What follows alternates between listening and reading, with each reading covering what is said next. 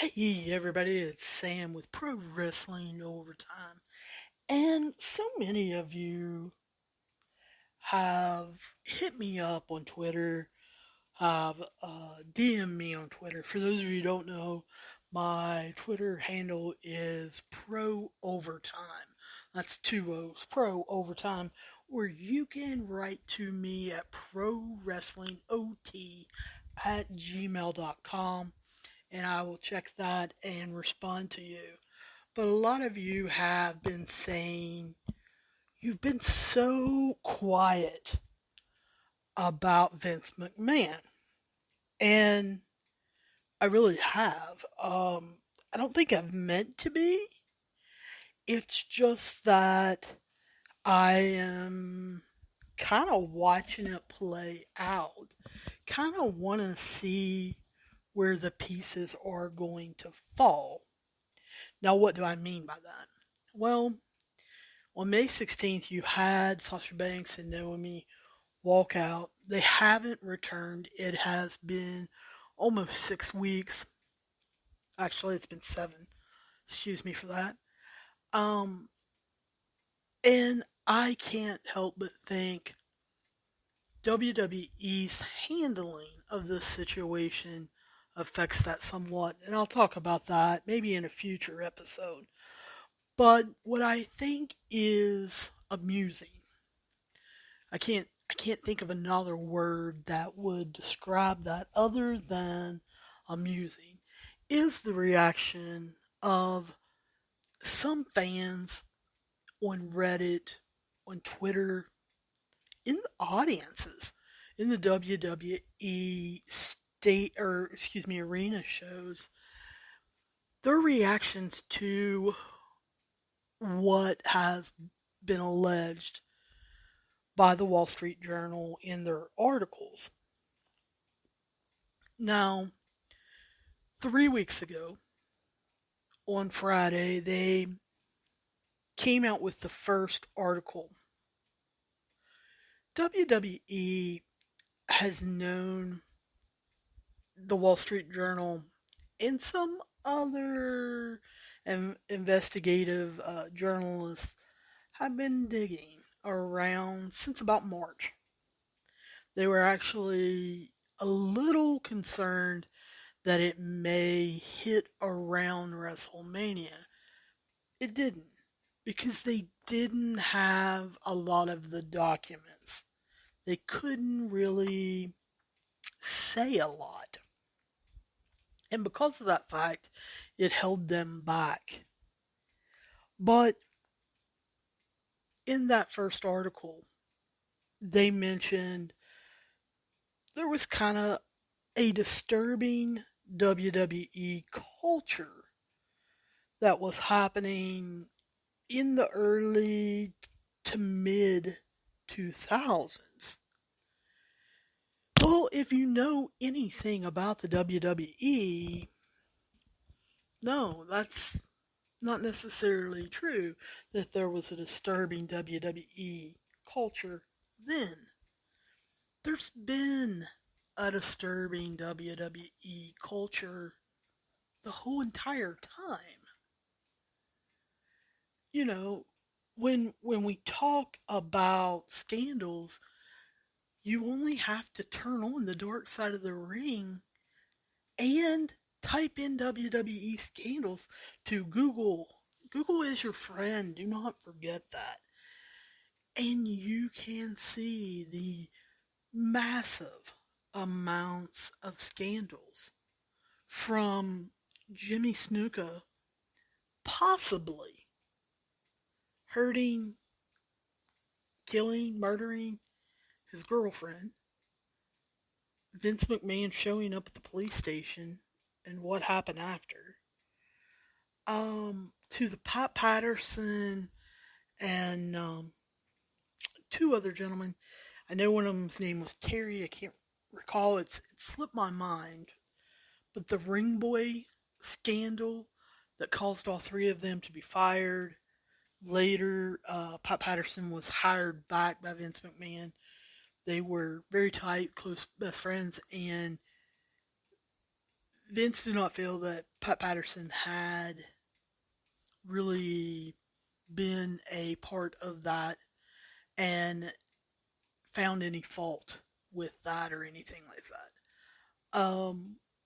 You had the steroid scandal, and throughout the different scandals throughout the years, I should say, there was this underlying, I guess, issue that I thought everyone knew about of sex, of drugs, and I'm not talking just steroids. Um, many WWE superstars have talked about being on drugs, wrestling drunk, wrestling hungover, or other things. And I don't know whether it's just that we've heard it so much that we accept it, that we don't pay any attention to it. I don't know. And then some people are floored by it. When they test Jeff Hardy and then fire him, people were shocked. Guys, this has happened throughout the years. And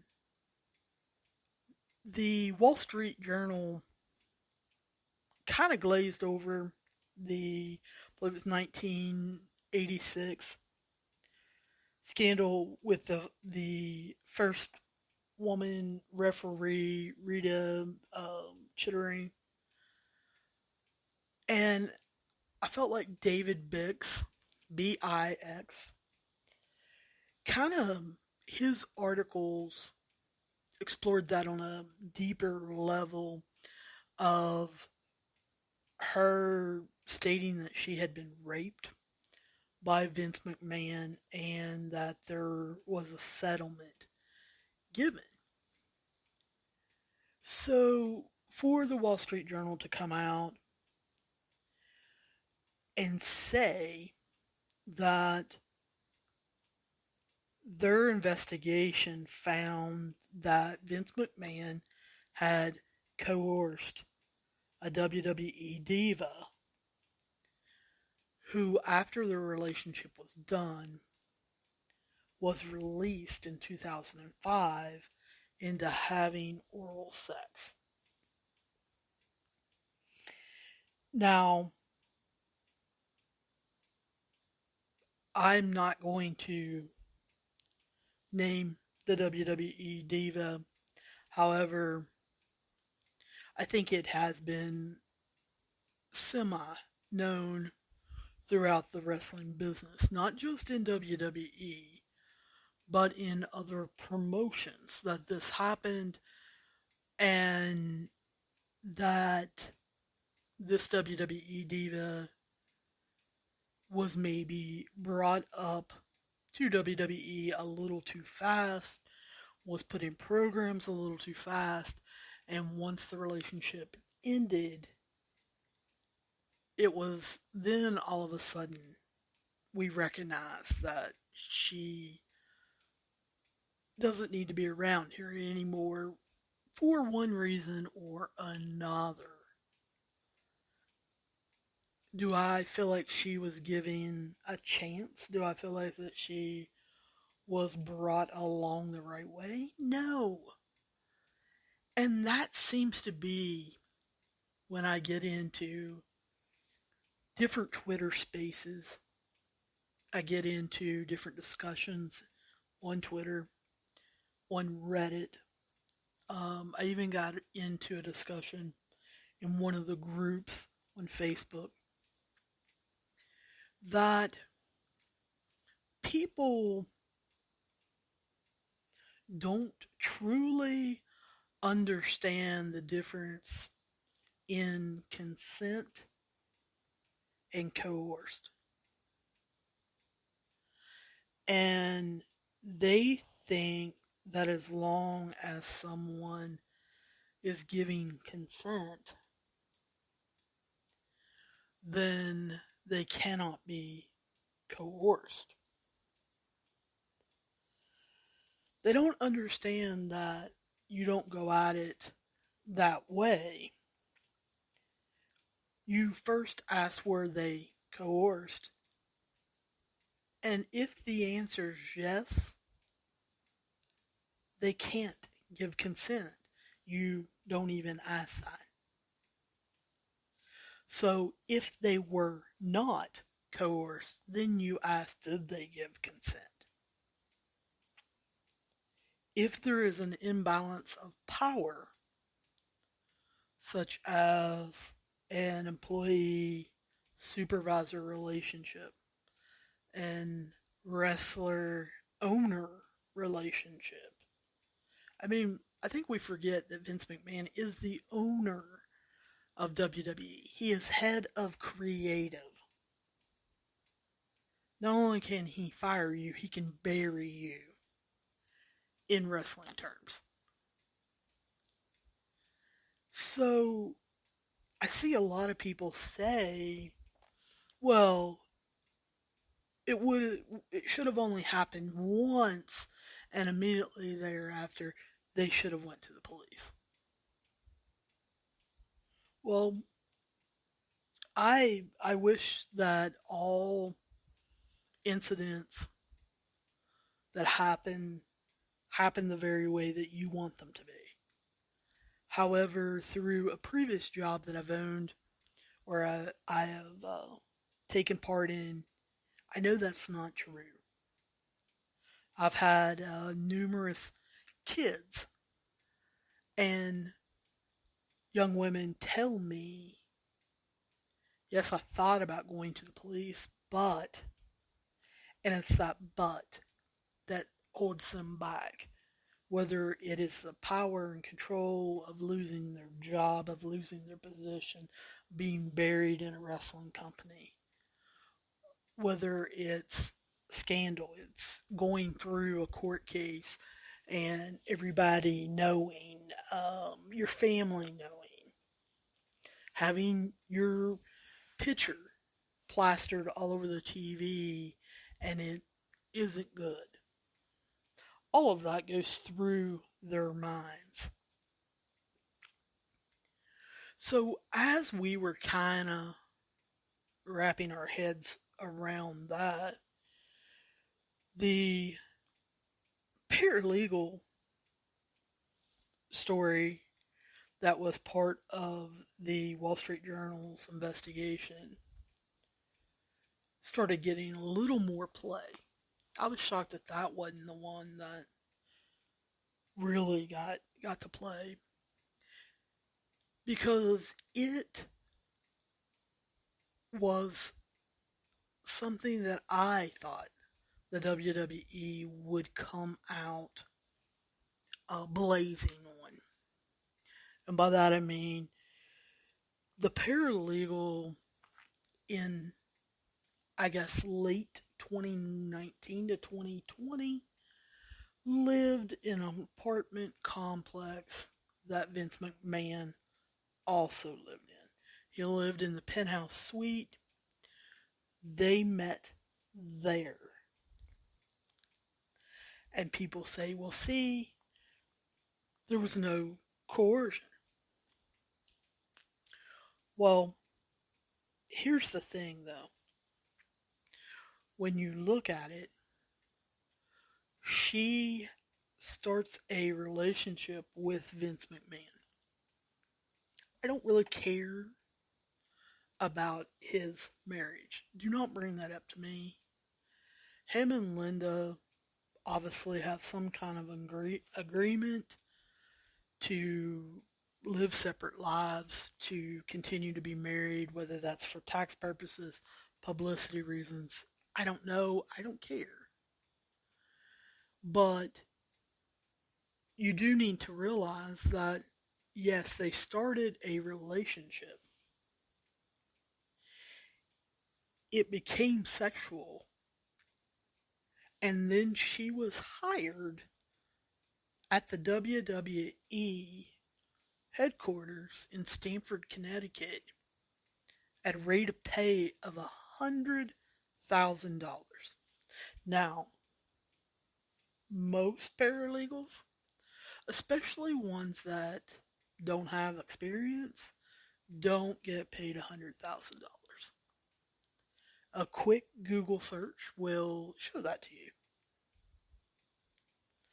So, while she was in this relationship with Vince McMahon, she received, uh, I believe there was 3 promotions. When she left WWE, she was making $200,000.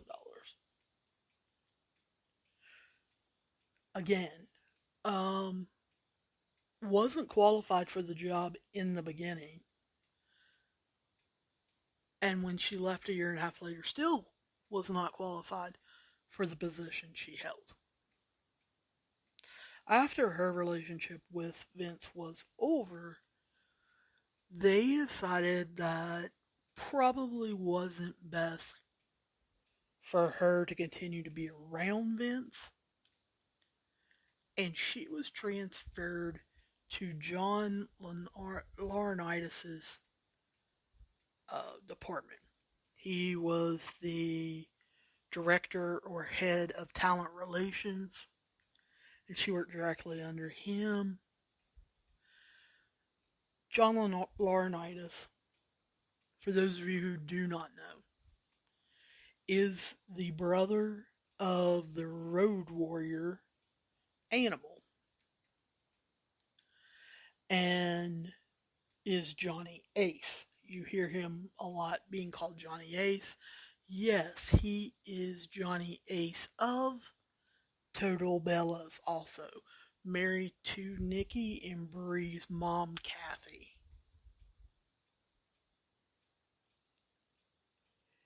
In this investigation, it is unknown, number one, whether John Laurinaitis had a relationship with her. Number two, whether Vince McMahon had anything to do with sharing, I believe it was the word that they said in the article, with John Laurinaitis, or whether she was just transferred to his department. A lot of people automatically made the assumption that he must have had something to do with that.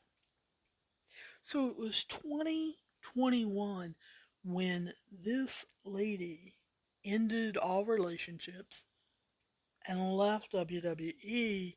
And when she left, she was given $3 million to keep quiet and signed a non disclosure agreement stating that she had received that payment. And people say, well, for a year and a half of dating Johnny Ace and Vince, she got $3 million. What's she griping about? Well, therein comes another barrier to a lot of people's arguments. She wasn't griping about anything.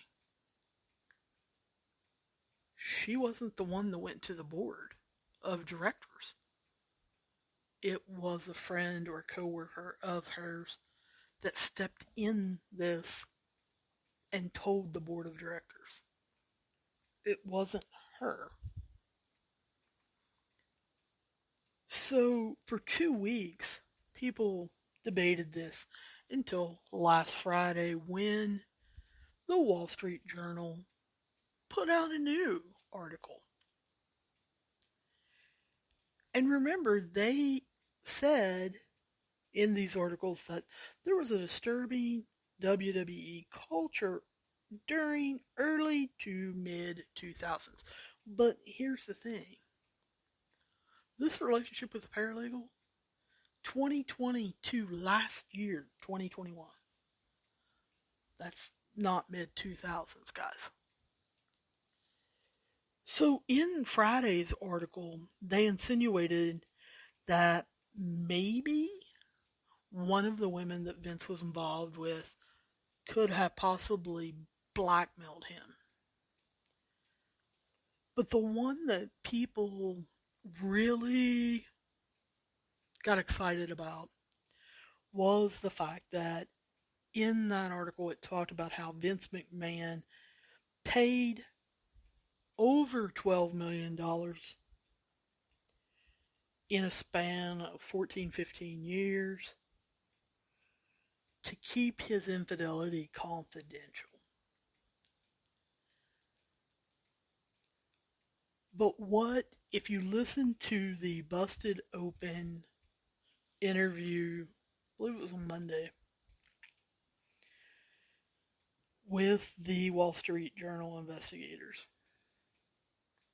They specifically say what caught their attention was after the article was published 3 weeks ago. New information was brought to their attention, and what perked their ears up was a $7.5 million payment to one of the women. Why did we go from $3 million last year to sometime in the last 15 years, $7.5 million?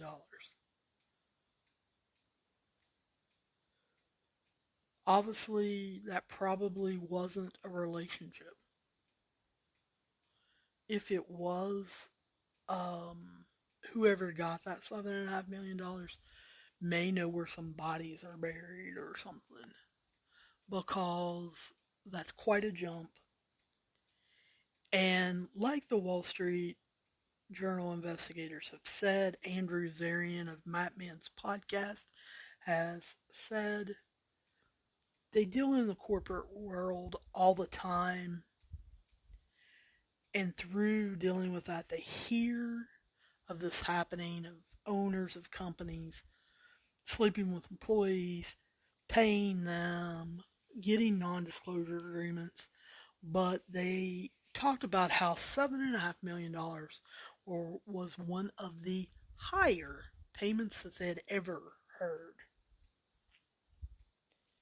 So I think that's a little concerning, and that may be where this investigation lies. Now, I've seen people say, well, I've even heard people say, well, Tony Khan is behind this. Why would AEW's Tony Khan be behind this?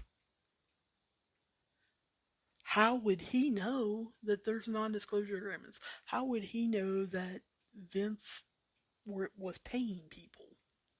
Tony Khan wasn't even in the business in the early 2000s to mid 2000s. Yes, wrestlers could have told him, or he could have heard rumors and stuff. Guys, the Wall Street Journal is not involved because of Tony Khan. The Wall Street Journal is involved in this investigation because WWE is a business and it's publicly traded. It has stocks that are sold on the stock market. You can go buy WWE stock. And I don't know why some of you don't know that. So, WWE has a responsibility to their stockholders, to the public,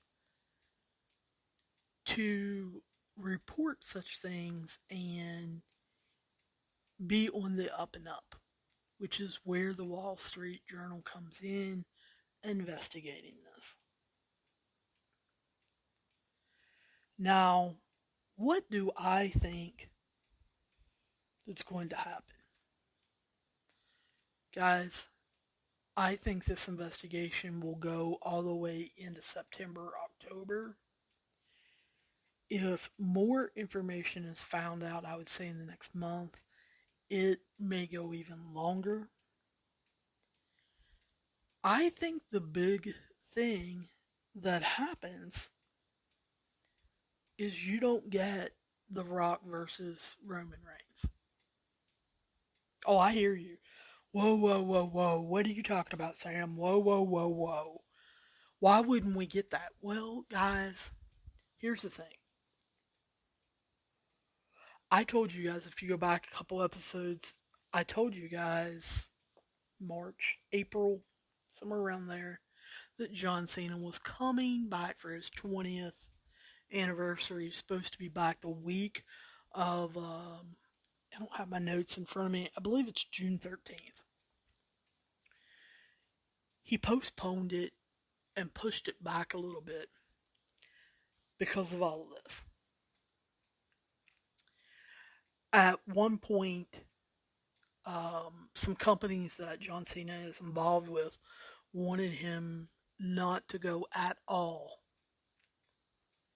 Now, we all know Cena, and he's a big WWE fan.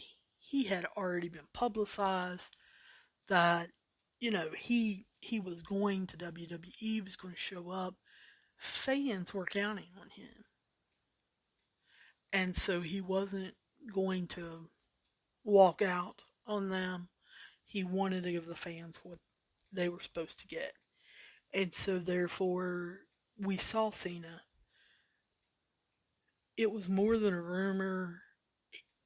Cena was supposed to be at SummerSlam to take on Austin Theory. And obviously he's not doing that now. Why? Well, Peacekeeper conveniently is filming then. But guys, his schedule was open.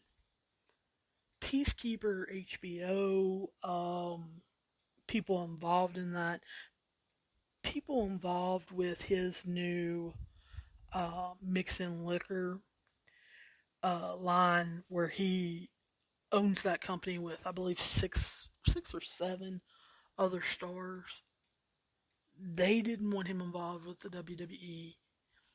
John Cena has a clean cut image. He was a white meat babyface and has continued to play that. He doesn't want to get any dirt on him. He doesn't want to become dirty by dealing with Vince or WWE during this. Because it's the same thing with The Rock. The Rock wants no part of this. Danny Garcia, his ex-wife, who his business partner still with, she is the chairman and president of the XFL.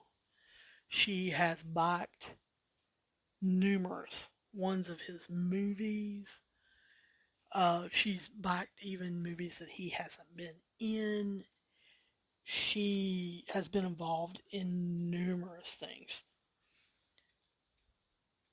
She really has, from what I understand, told The Rock,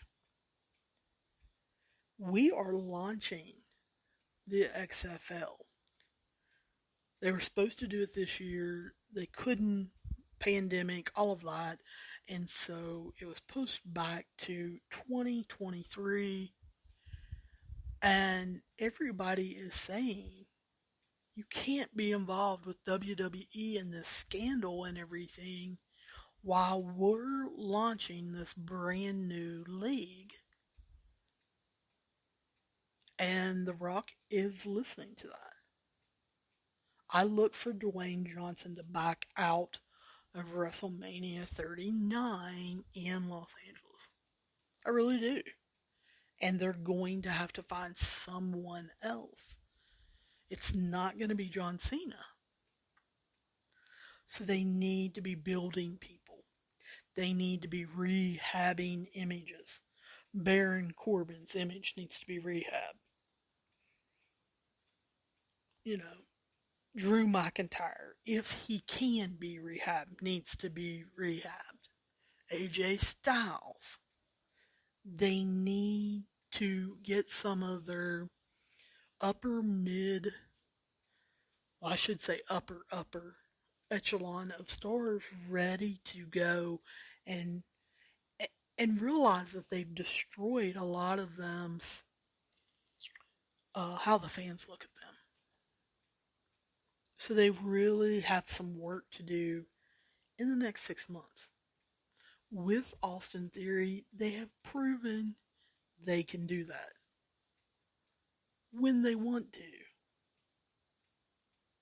But here's the thing, while they have been concentrating on that, other stars, like I've mentioned, have fell apart because it's almost like if they concentrate on making Fox happy and making SmackDown very good, which they did in the beginning of the year, Raw falls apart. Well, when Raw fell apart, Vince has a special place in his heart. That's the A show. So they switch their attention, they switch wrestlers over to help Raw. They concentrate and focus on that, and we've all been saying Raw has gotten better while SmackDown has fell apart. So we've got to find some kind of balance. I think it's good that Vince has stepped down as the leader of WWE. I don't like that he stayed on as head of creative, but it's my understanding that Stephanie McMahon has really stepped up. She's made some changes. Triple H is the producer down at NXT. Shawn Michaels is taking over creative, and we're seeing a little bit of a change slowly in NXT. I think we're going to really see Stephanie's fingerprints on the situation if this goes into fall. And I think Stephanie had to do this to rehab her image because you guys remember she was on cloud nine last year coming off of WrestleMania 38. She was the chief brand officer. They had been nominated for an ESPY award. There were all kinds of accolades with different women's programs that WWE won. And then you turn the page to this year, and all of a sudden, Stephanie is taking time off to spend time with her family, just as Triple H is coming back, leading everybody to say, why is she spending time with her family when her kids are at school and Hunter's coming back to work? That didn't make any sense. And then on the way out, people talking about how she couldn't do her job. She wasn't qualified to do her job. She didn't have the experience. Well, guys, she may not have had the experience, but you know what? A lot of people don't have the experience. She has a undergraduate and a master's degree in business. She has worked at WWE since I think 18, 19 years old. She started out as a receptionist, and she's been part of WWE, different departments, including creative, for a long time. And so when she left and people were saying that she was awful, that basically she got fired, that she wasn't doing her job, blah, blah, blah. I think that was a shot at Stephanie that now she has the opportunity to fix. And so she's bound and determined she is going to do that. And I wish her the best of luck. I hope that she does an unbelievable job. I really do. But I think we're going to have to wait and see. Like I said, I don't think we'll really see her fingerprints on the situation until this coming fall. So that's kind of my thoughts on what is going on with Vince.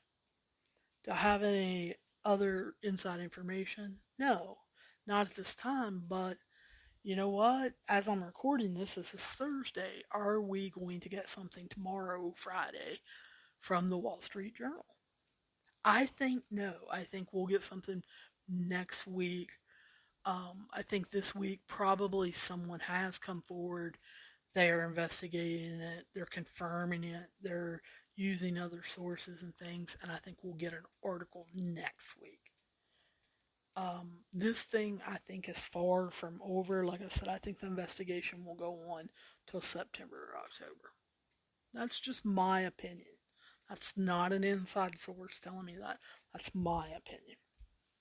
So, for all of you who have been asking me to kind of explain things or to give my opinion, that's my how things have went. My opinion is that I think we don't see The Rock. I think we don't see Cena and other people like that, which leaves the possibility that we may see The Undertaker. As bad as I don't want to see that. But anyway, you guys know how to reach me on Twitter, through email, on Facebook, on Instagram. Feel free to contact me at Pro Wrestling Overtime. Guys, I look forward to talking to you. Coming up, we're going to be talking about different topics concerning AEW, concerning WWE, but the big thing that's coming up is the New Japan Pro Wrestling G1 Climax Tournament. Yeah, I heard a lot of you guys' eyes roll. We're going to be talking about that. I'm going to tell you why I love this tournament structure. And we're going to be talking about some of the Americans that are in it, who has possibilities, and getting you guys a little bit excited about it. So that's going to be coming up. But anyway, I'll be talking to you guys soon, and hopefully I see you down the road.